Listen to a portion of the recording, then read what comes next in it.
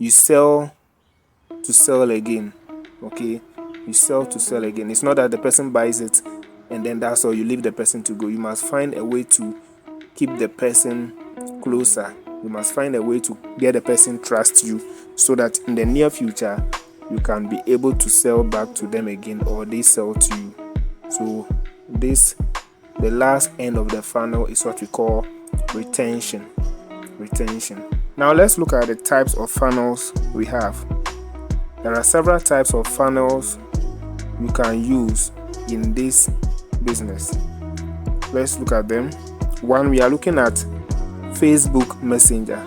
So we realize that Facebook itself is a source of traffic.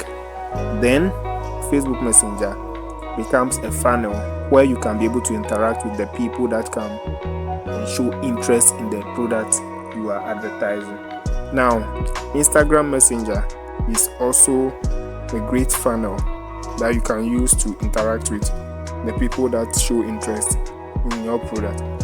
Twitter DMs, TikTok DMs, these are all funnels.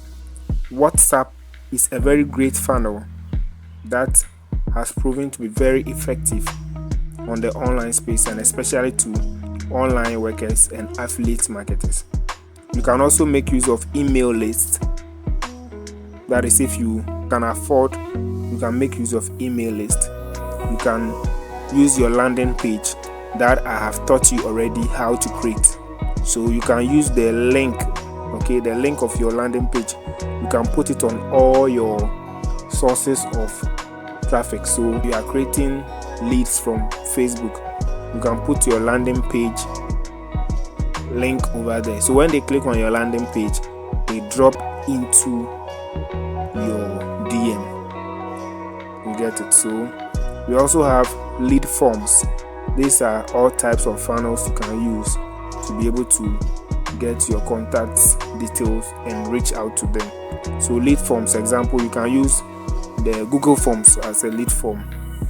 Okay, so once they click on it, the form appears for them to fill, and then they fill and are funneled into your DM.